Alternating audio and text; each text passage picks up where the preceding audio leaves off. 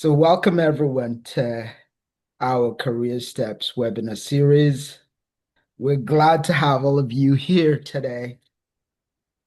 Thank you for making time to join us, and we're honored to have our guest, Dr. Mary Atwater, who's going to be talking to us today. So before I invite her, one thing that we usually do in this webinar series, we give folks opportunity to write in the chat where they're calling from. As you've heard, I'm calling from Southern Wisconsin. So you can take a minute as we wait for other folks to join and just indicate in the chat where you're calling us, where you're joining us from, so that we know where everyone's located. So we usually have folks joining us from the US, from Africa, from Europe, and even from as far as Taiwan.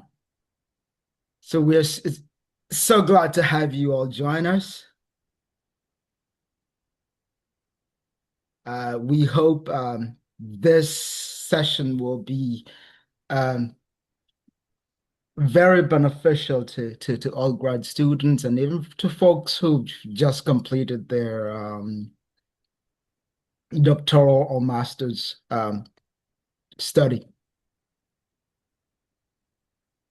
So while folks are still coming in, I'll just tell you a little about our graduate career steps webinar. So welcome, Juliet. I see you're joining us from New York, and Shamners from Montreal. So happy to have you here today. Please welcome. I see folks are still coming in, so we're glad to have you all here. Please take a moment to indicate in the chat where you're joining us from.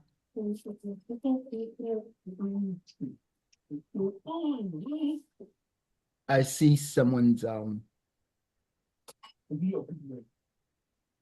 you please if you're able to mute,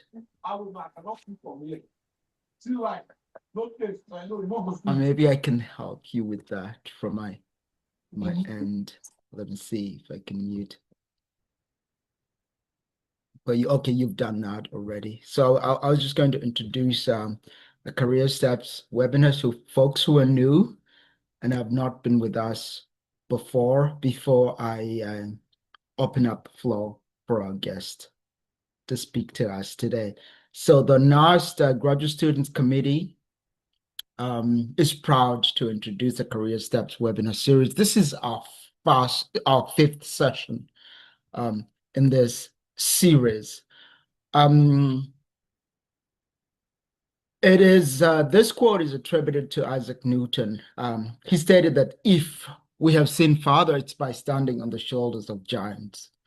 We are fortunate at NARST to have researchers, to have leaders in industry and academia who join us, and they help to illuminate the path, because where they've already gone, they help us to see what we've not yet seen, just like Isaac Newton postulated in his quote. Today, we'll be honored to have a guest speaker as Dr. Mary Atwater.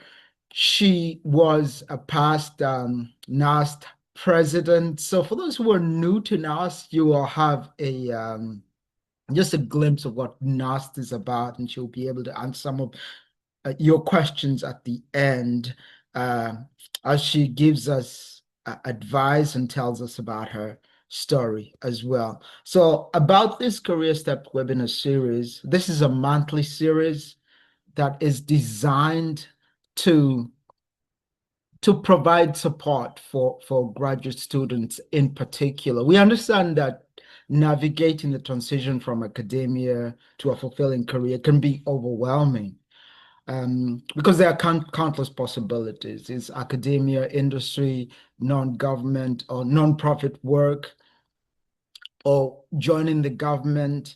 It's lots of possibilities that graduate students find themselves uncertain about which path to pursue, or even where to begin.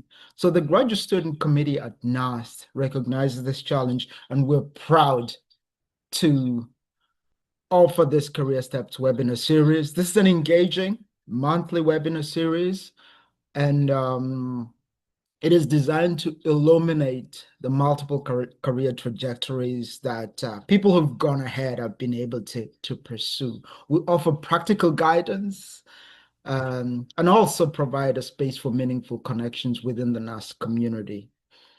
This webinar series features accomplished PhDs, seasoned NAST members like Dr. Atwater, and who traversed the journey that some of you are beginning. And by sharing their personal stories, complete with the challenges that they encountered, the pivotal moments, and unexpected opportunities that came along on their way, we hope that our speakers will bring to life the myriad routes to career success, but even more, there'll be an inspiration. So this sessions provide concrete resources and strategies, and also networks that you can leverage as you craft your own path. We know that after all, sometimes one meaningful connection can be that that spark that redefines your career. And so the structure of this session is first, we'll have 20 to 30 minutes of a guest speaker sharing their story and or their career journey. They'll give us insights into key decision moments and turning points in their career trajectory and offer practical advice to graduate students. And then after the 20 to 30 minutes, we'll open the floor for questions and answers. So if you have a question, please note it down, and then you'll have an opportunity to ask that later, or I can read the question out for you later.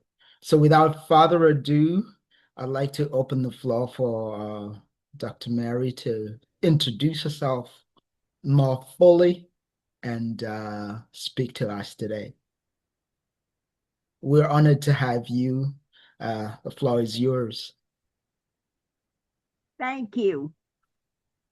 First of all, I'm not going to tell you too much about my journey because your journey will be very different than my journey.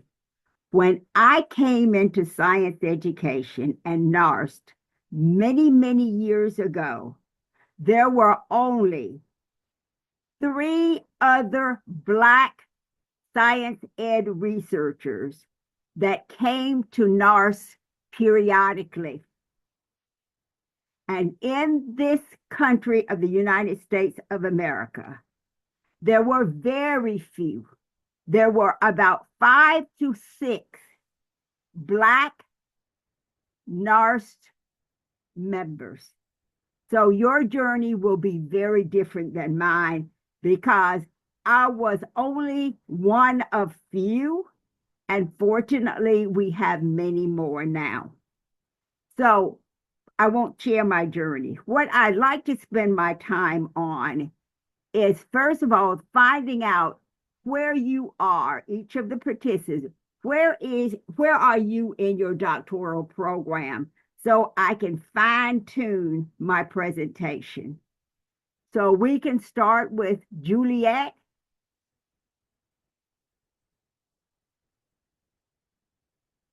Hello, Hello, Juliet. how are you? I'm doing well.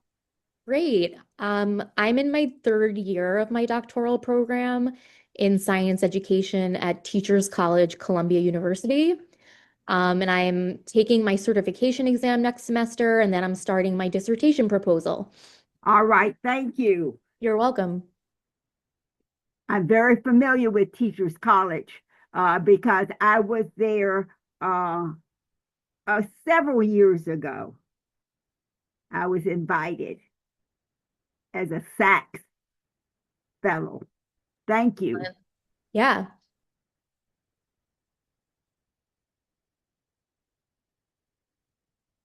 Next, I don't want to have to call on everybody. I just need to know where you are in your doctoral program. I'll go for myself. Besides being the chair of the GSE, I am a doctoral student, a doctoral candidate. So I'm working on my dissertation. Hopefully, I'll be done by next year. Congratulations. Thank you. Hi, everybody. I can go next. My name is Shabnaz. I'm from McGill University. I'm doing my PhD on science education, obviously, and my focus is on women science teachers. My experiences have always been on teacher education in the Bangladesh context. And now I'm also working as course lecturers in elementary school sciences programs in McGill University Faculty of Education. I recently have collected my data from Bangladesh. So it's done, the data collection so far, but I'm quite overwhelmed with all the data I have at this moment. So that's my situation. Thank you. Okay. Anybody else? Yeah, hello everyone. My name is Patrick Shonde, and I am a second year doctoral student in the Science Education Department at Florida State University. I am passionate about studying pre-service teacher science identity as they move from high school into the teacher education program. Currently, that's what I am passionate about. As I'm taking courses, I hope to explore further because I believe as I prepare for my doctoral candidacy, I know the journey will be more clearer. Thank you. Anyone else? Hi everyone, my name is Sharon Ndubisi. In my third year in science education at Florida State University as well. I currently research on STEM identity development and productive talk in informal STEM programs for girls of color. I also work as an instructor for with pre-service teacher, and I'm excited to be here and learn from you. Thank you. Where are you? Where are you in your doctoral program? I'm in my third year right now, still a doctoral student. So are you still taking courses? Yes, ma'am, still taking Thank you. classes. Thank you. Anyone else? Delara has just joined us, and probably we're talking about where we're at in our doctoral programs as graduate students, so that our guest can have a clearer picture about her audience. So Hello, everyone. Hello.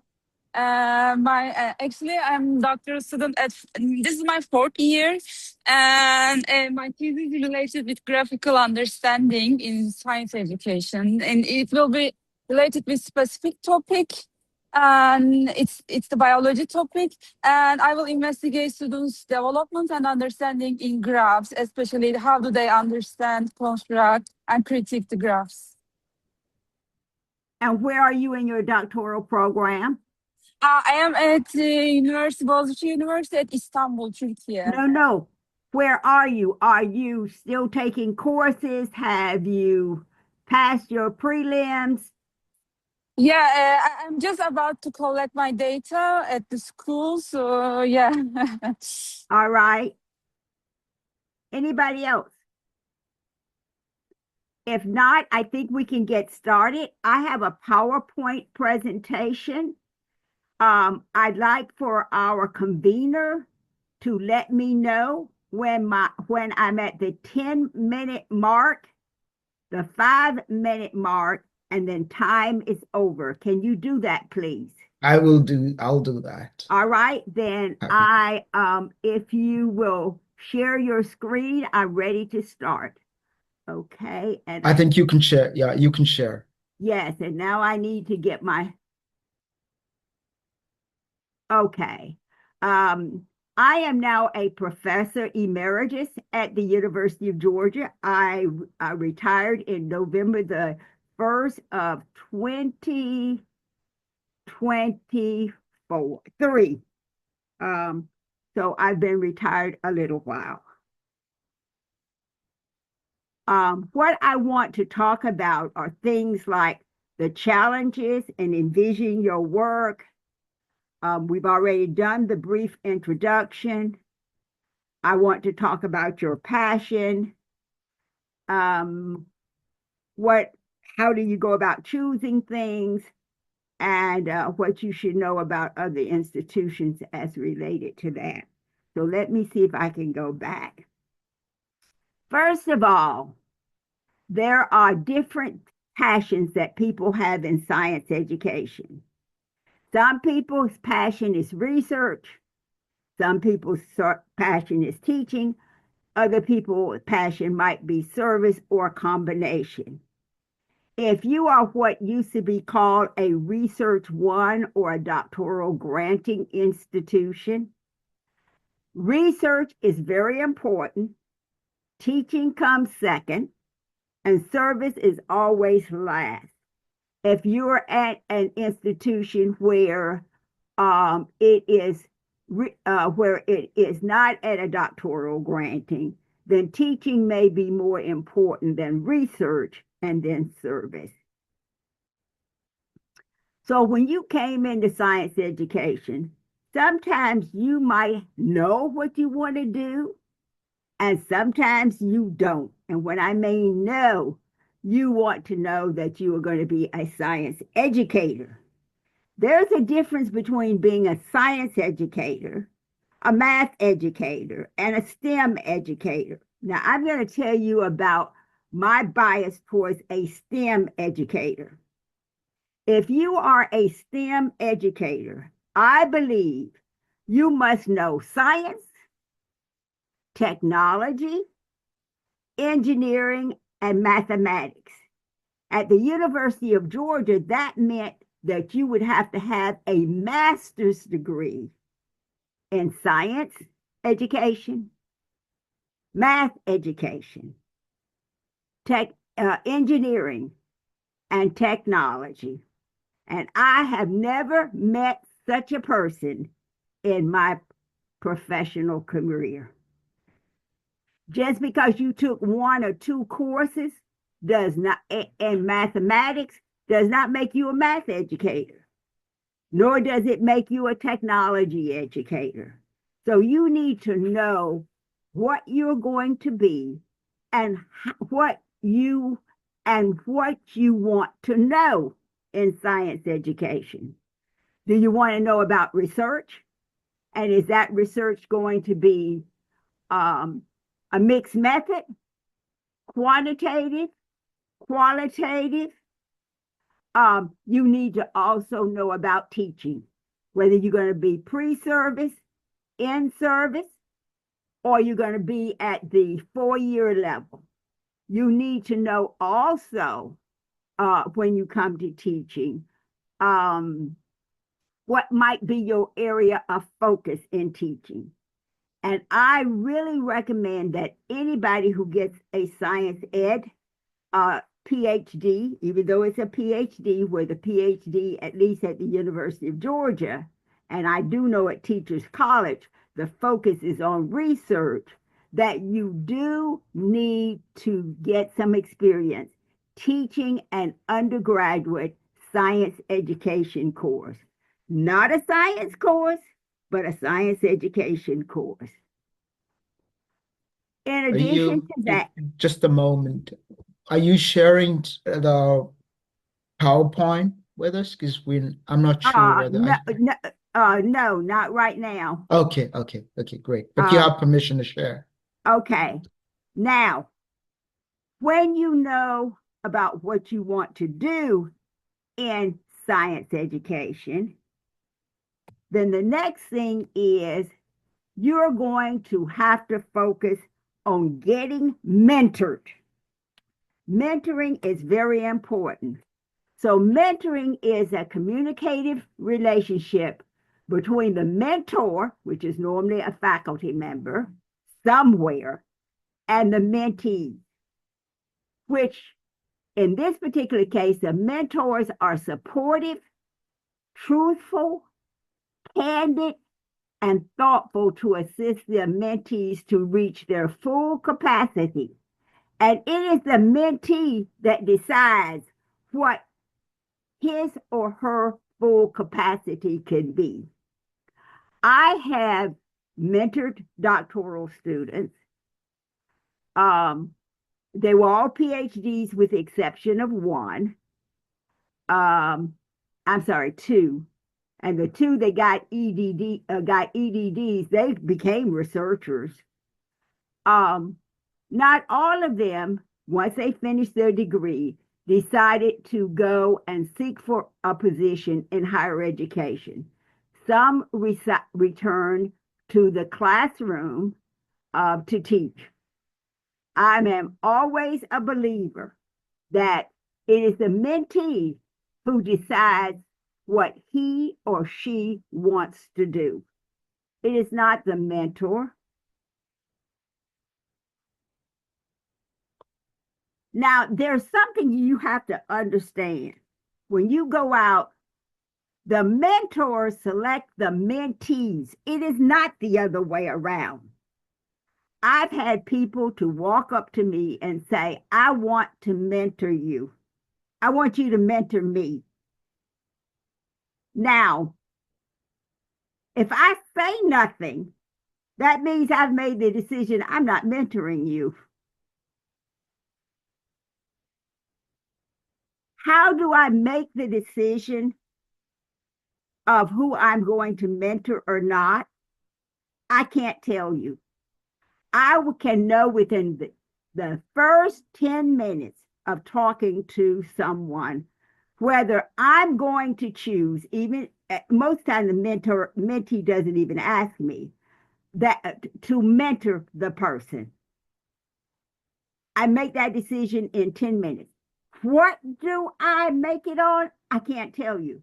It's probably what you don't, the doctoral student doesn't say, and more, and not what the doctoral student does say. How long does mentoring occur? It is a long-term commitment, and it can continue for as long as the mentee is in the academy. But the mentoring relationship changes. I have a former PhD student who has now been, is a professor, has actually been a assistant department head, and she now calls me and talks about some problems, but that mentoring relationship has changed much over time. I have a student who has been an acting provost at an institution, then returned being back to a dean, and now she has left higher education and she's working for an organization. She doesn't call me as often. Normally, I have mentees that call me over time. Those that go back into the classroom, I rarely hear from them unless they have a problem. So no phone call, a good thing that's happening in the mentee's life. You have to be concerned about the institutional climate where you are when you are a doctoral student, and definitely when you are trying to find a position. You can have a problem of maneuvering what I call challenges. And I call them challenges rather than possible pitfalls. Now, unfortunately, for doctoral students, which is rare, but it does happen, you can have enemies, and you'll definitely have them when you go into higher education seeking a position. Now, there's nothing you can do about your enemies. My father told me many years ago, somebody may just look at you and they are just meeting you and decide they don't like you. And he said, and there's nothing you can ever do to make the person like you. Now, there's a difference between someone not liking you and someone being an enemy. Enemies are deadly people. People become your enemies because of politics. They want more power. Social interactions. They may become jealous of you. And academic.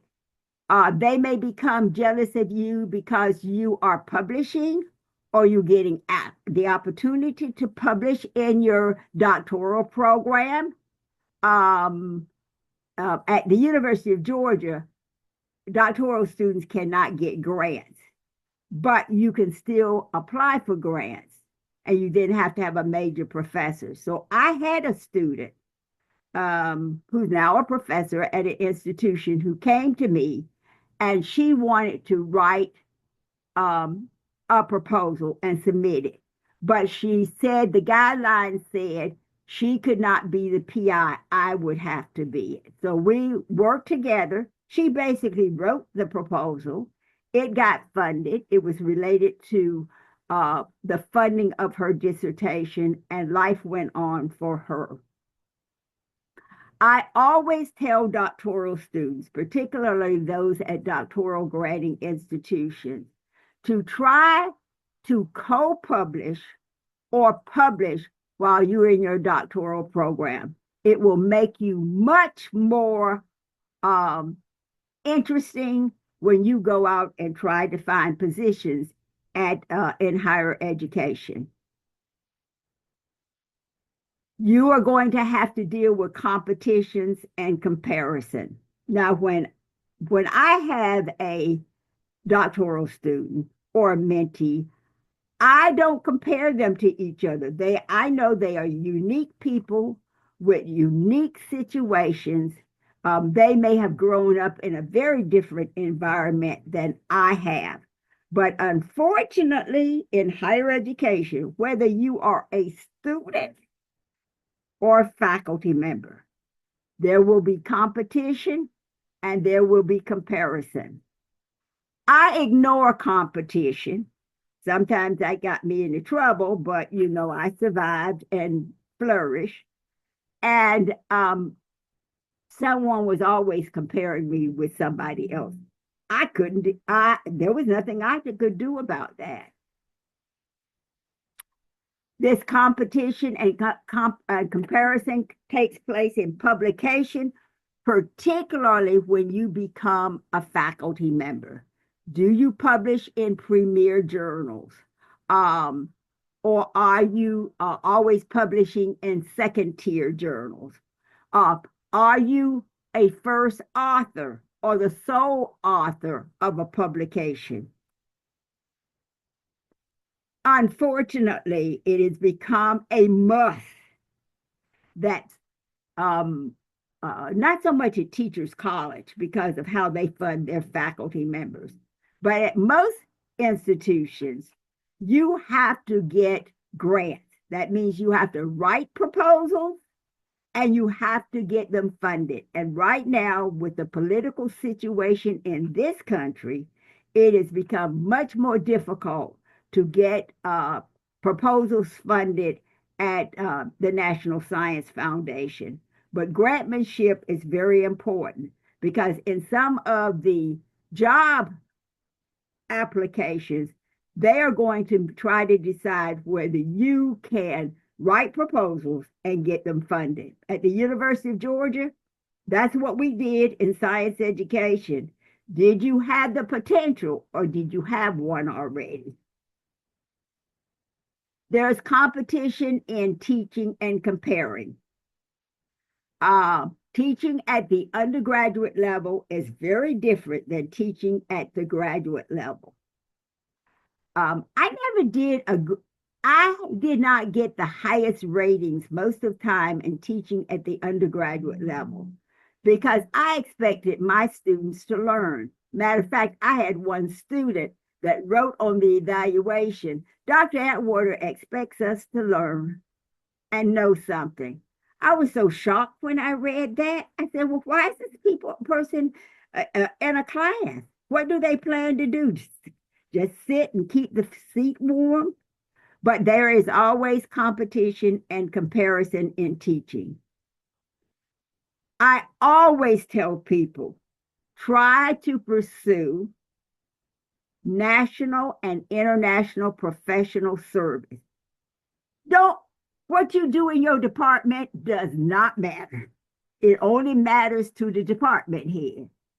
But for your colleagues and your reputation, it's important that you do things at the national and international professional service.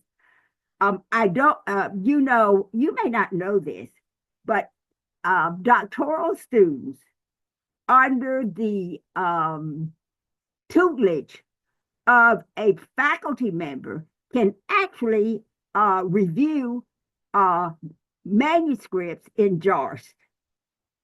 I don't know too many students that do that because that's a lot of work, but that is a way to how to write and submit a manuscript for publication. I had a major professor, a professor, and the person responsible for bringing me into the Department of Science Education at the University of Georgia give me this wise advice. He said, Mary, when you do professional service, you want to be in a leadership role and not a service role. Don't be the secretary. Don't be the person who takes notes. You be the chair of a committee. You be someone that's in a leadership role.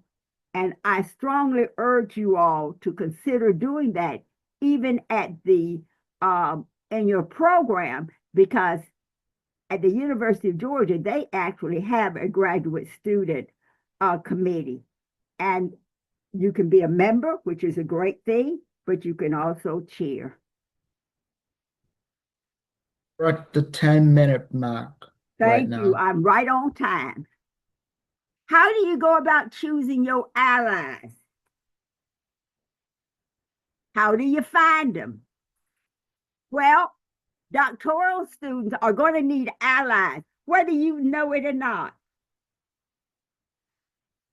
You're going to find, and definitely when you are in an assistant professor position, you can find them in your department, your college, or your university. Now, many times doctoral students will think that people who are on their doctoral committee, all of them are their allies, but that may not be the case. So if you have not identified a major professor, it is important that you take your time to identify a major professor. And I do not suggest you go with the one that's the easiest or whether they have the reputation of being an easy major professor, because that's not going to help you. I also suggest that you may have to find people, allies that are outside of your department, and you find them at meetings and conferences. When I first came into science ed, because I was such a rare breed, I did have people that wanted to mentor me. I had met people in my department who wanted to mentor me. Not all of them, by the way. They wanted me not to be successful, but I did have them that chose to mentor me. And that's very important, because when you get ready for your go up for promotion to associate professor with tenure, you have to have people to write you letters. And you aren't going to, and they can't all be in your department. They definitely can't be in your department. They can't be in your college sometimes. Sometimes they couldn't be at your university. But you're going to meet these people at conferences, and you want to have a good relationship with them. Now, all your allies, they should do one thing and one thing only: help you to accomplish your missions and your goals. You heard what I said: your mission and your goals. You should not be pursuing somebody else's missions and goals. That doesn't help you. With your successes and victories, you ought to celebrate.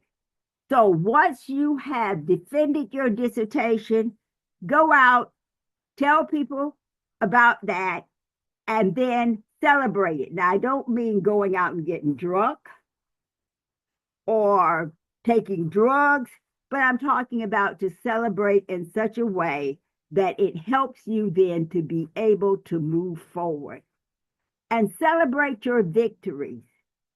You can do that by, of course, other people knowing, but you can do it on your own.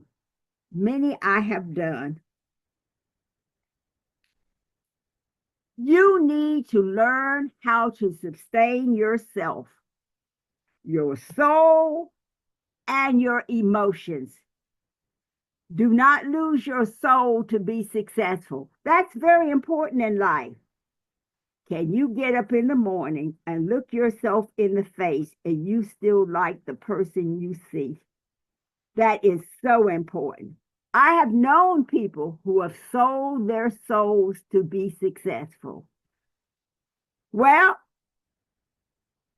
people didn't realize their colleagues understood they sold their soul, and nobody wants to have anything to do with those people over time, because many of them stepped on other people to become successful.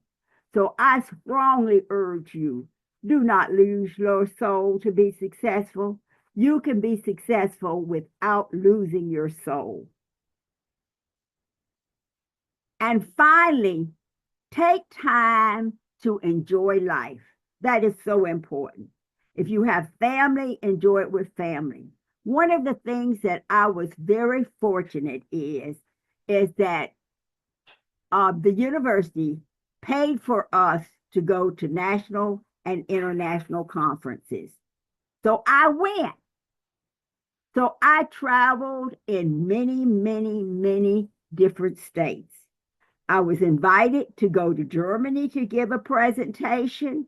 I was invited somewhere else to give a presentation outside of the United States, but I was unable to go at the last moment. It was the Netherlands. And so I want you to take time to enjoy yourself. So if you are able to fund to go to NARST conference or the AERA to make a presentation, please do so. You can actually enjoy yourself. 5 minutes. Thank you. Sustain your body. Take care of your health. That is so very, very important, because your journey to get a PhD or a doctorate is a grueling journey. It's not easy to do. If it was, everybody would be walking around with a doctorate in this country. There are many people who are ABDs, all but a dissertation, and that is because many times they did not take care of their body. They did not take care of their health. That's very important. You need to sustain your work ethic. So I suggest that you choose a specific days and times to sustain your work for research, teaching, and service. You can't do it all, but you can do some of it on every day. So I used to, I still do it because I'm still doing research. I actually would set out days and times where I would do particularly my research work. And it can't be 15 minutes. It can't be an hour, but it needs to be a few hours. Mine was always in the morning. And when I was younger and had children, it was normally before my children got up and I had to be a mother, so I might be up at 2 and 3 o'clock in the mornings. But it was important that I conduct research. I publish my research. I get funding for my research because that was an expectation. I have some references. I can send these references if you want to. And that is because there is a reference. We just finished publishing volume 1 and volume 2. It's been published by Springer. I chose to have a co-editor, Brittany Garvin. She doesn't mind me telling you that I am mentoring her. I didn't need to write the book. It's called Creating and Maintaining a Home in Science Education. This is the story of Black people talking about how they went about creating, maintaining, trying to find a home in science education. Because it's not easy. Because remember, I told you about this climate that one finds in higher education. Also, Melody Russell has written a chapter in a book of which I was the sole editor, published again by Springer, that's called Cultural Influences in Higher Education. If you want to know about what it's like to operate in higher education and the culture of higher education, this is the book, a chapter to read. And then Russell and Gibbons. Gibbons is Dr. Russell's former doctoral student. They wrote a chapter together. See where she now is mentoring a doctoral student, and the doctoral student is the co-author of a chapter that's called Factors That Impact Persistent and Culture in Higher Education for African American graduate students in STEM. I am done. Thank you very much for sharing part of your story. Thank you for the encouragement and the advice that you've offered. These are invaluable. So we really appreciate, as on behalf of the graduate student committee and other graduate students who've not been able to make it today. I am so grateful that you made time, especially during a time such as this, to provide us advice and guidance. And the references that you mentioned, if you sent me an email, I can include them in the like synopsis of this session so that everyone who watches later will be able to see them. Because this meeting, Well, would you please do me a favor? yes, Because I am retired. no Would you problem. send me an email reminding me, and I then will. I can respond by sending it to you as an attachment. Definitely. Thank you. Thank you. And then I'm going to open it up for questions. So anyone can ask questions.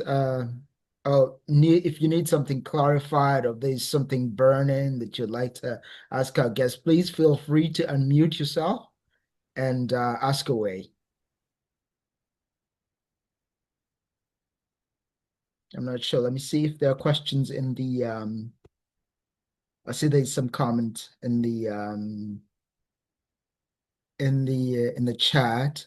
Shamna says it was so nice hearing from you, Dr. Mary Atwater. I really appreciate the time you took to talk to us and to share your valuable experiences. Yeah, and she wishes all graduate students the best. So if anyone has a question, Patrick, Sharon, some folks, and then Juliet, if you have a question for our guest, please ask. And remember, you're not just asking for yourself, probably for the people who are not able to make it today. They will be able to watch the recording and they might benefit from they will benefit from question probably that you're asking on their behalf. Okay, as you guys are thinking, I might maybe ask a question on behalf of others. You talked about as we endeavor to work towards succeeding in academia, that we should not like sell our souls. What ways have you seen people do that? Like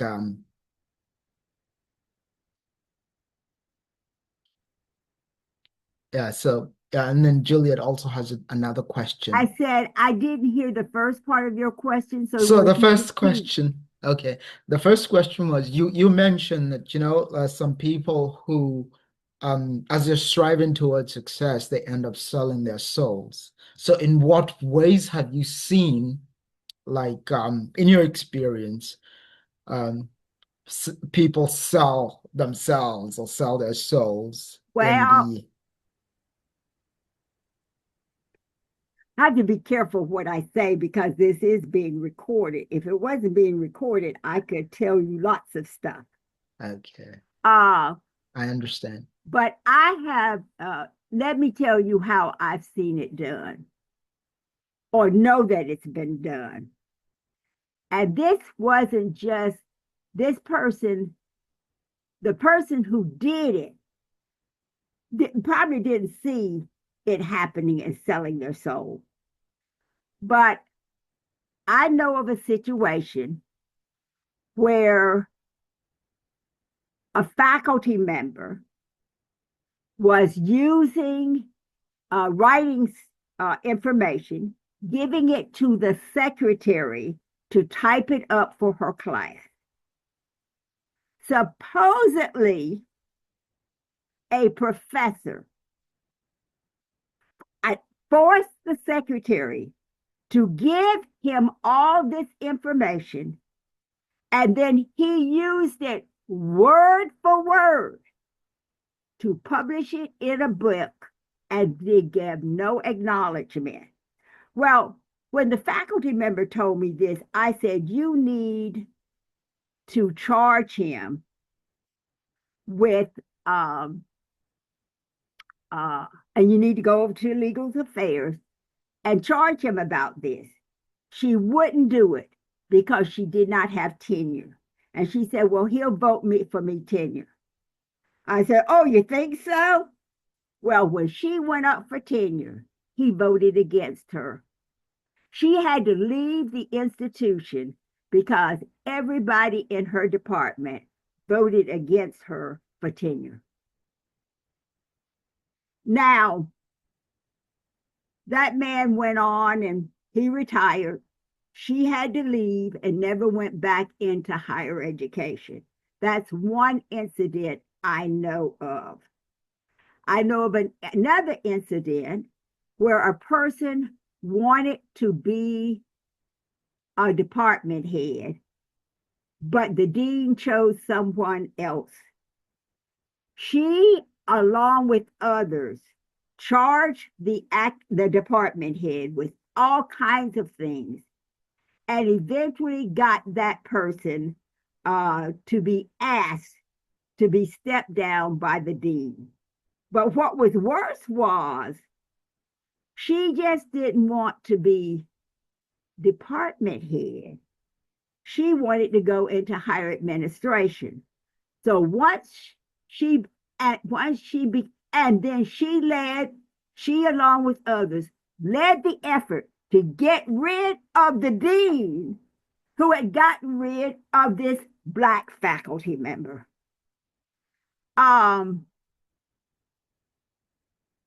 It got known what all she did.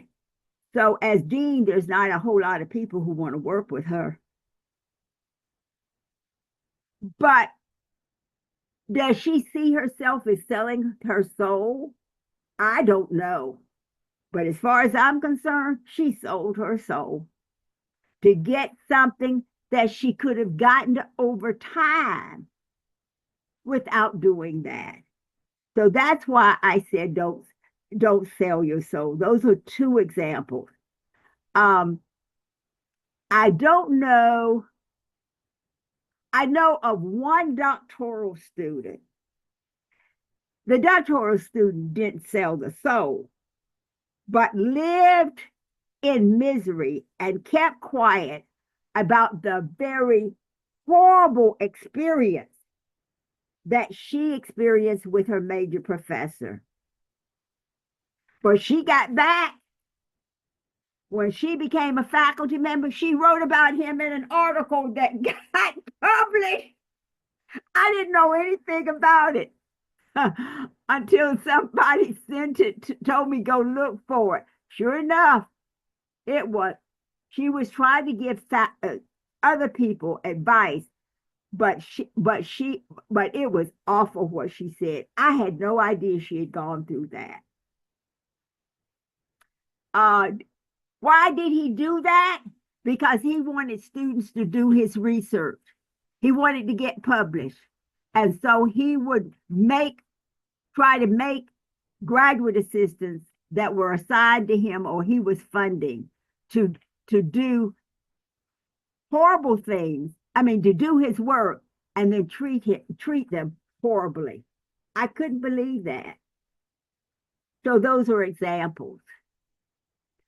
I think this is very important what you said because lots of people just focus on getting ahead, and a few people talk about morality and like doing the right thing because it's the right thing that needs to be done. Yeah, thank you for sharing that. And then we have another question from Juliet. She asks, what is your advice on getting your first article published in a reputable journal? Well, there's a difference between a reputable journal and a tier one reference journal like NARST. So let me give you, if you, once you finish your doctorate, you need to try to get something, at least one or two articles to be published out of your dissertation. That can be done. Now, you may not get it published in JARST or an AERA journal, but there are other science ed journals that might consider it. So I would strongly urge you to do that. You may, because you're a major professor, help you with your dissertation. Automatically, the major professor must be a co-author based on APA. But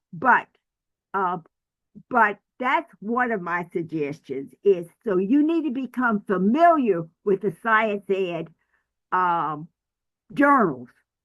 And I have found out very few people know about them. I have people who send me emails and say, Mary, tell me that I'm writing a manuscript. Can you help me? I said, where do you plan to send it to? They say, I don't know. I said, well, you need to stop writing because you write a manuscript based on the guidelines of the journal.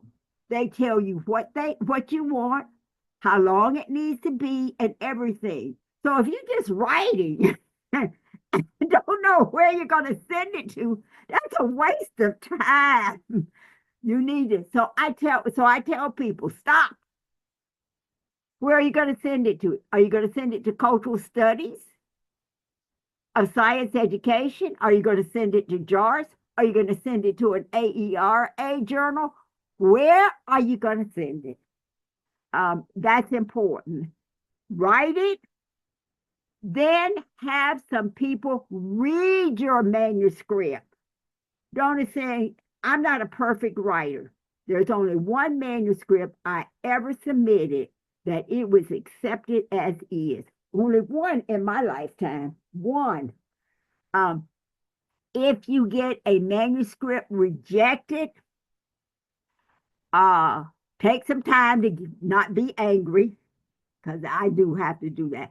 Sit down and look at what the comments are, what they are recommending you do, even if it was rejected, because you can do one of two things. You can resubmit it as a new manuscript, or you can rewrite it and send it to another journal. So those are my suggestions for you to do that. Thank you for that. And then one last question, because we are 2 minutes to the next hour, and we should be like getting done. Sharon asked, she first says, "Thank you for taking the time to speak to us today. I had a question about mentorship. You mentioned the importance of having mentors outside our institutions. So what's the best way for graduate students to approach potential mentors at conferences without feeling like we're imposing?" Well, first of all, you're going to have to impose on yourself. And the way to do it is you walk up to, because that's what happened to me. They walk up to me, or their major professor many times would tell me they're coming and they're there and they want me to meet them. But you walk up to me, you introduce yourself, you tell me about what you want to do, who you are, and tell me a little bit about your personal life in addition to what else. Now, you don't have to tell me you get ready to go through a divorce. I'm not talking about things like that. But things like I have 2 children, or whatever you want to tell people personally. That's what I suggest you do. Now, there is a problem that graduate students tell me over and over again they have at a NARST conference. They will walk up to somebody that they really want to get to know, and the person totally ignores them. Now, I can't do anything about that person, and you don't want that person to be your mentor anyway. But normally, if you walk up to somebody and, introduce yourself, let me tell you the best time to introduce yourself. You can introduce yourself at the presidential, I think they still have these presidential receptions. Or like other people used to do, they'd see me sitting in the hallway all by myself, and they would come over and start talking to me. So if you see now, don't run up to or you can do it after you've gone to the person's presentation and say, I'd like to talk to you. Can we talk now, or can we make an appointment? Those are the suggestions I have. But remember, that person must choose you. You may want that person to be your mentor, but that person doesn't have to choose you. They can go on their merry way because they probably got lots of mentees already. I